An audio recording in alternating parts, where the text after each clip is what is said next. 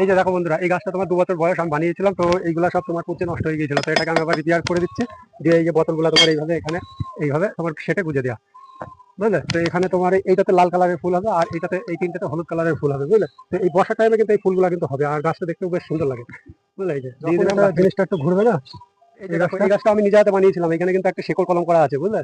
আর তোমাদের বলেছিলাম আগের ভিডিওতেও যে এটাতে 2 রকমের ফুল হবে। তো এই যে এই জায়গাটায় দেখো, এটা কিন্তু একরকম, আর এটা একরকমের ফুল, ঠিক আছে? আর এইখানে কিন্তু এই যে কচু শেকড় হচ্ছে, এই জায়গাটায় দেখো, এই শেকড়টা দেখো, তোমার কুচো শেকড় বেরোচ্ছে, ঠিক আছে, জলের মধ্যে, এখান থেকে কিন্তু জল খাচ্ছে। গত আপডেটটা আমি দেখিয়েছি, আর এটা আজকে ফুলটা দেখে, তো দেখো এই গাছটা দেখো তোমার হচ্ছে, এটা কিন্তু পুরো বান্ধা আছে, বুঝলে? আর এই গাছটাতে একই রকম ফুল হবে, কিন্তু এই গাছ থেকে পুরো মডেল তৈরি করা আছে, খুব সুন্দর। এটা তোমার থাকে থাকে ফুলটা ধরবে, ঠিক আছে? গোড়ার থেকে শুরু করে না, এই থাকে থাকে ধরবে ফুলটা, এই থাকে থাকে, তাই তো প্রত্যেকটা ডালি কিন্তু, আর এখান থেকে এই যে কলম করে এটা করা আছে। দেখো এখানে নিয়ে আসো, এই যে এখানে কিন্তু এই ডালটা জুড়ে গিয়েছে, জুড়া, ঠিক আছে, একদম পুরো এটা জুড়ে গিয়েছে।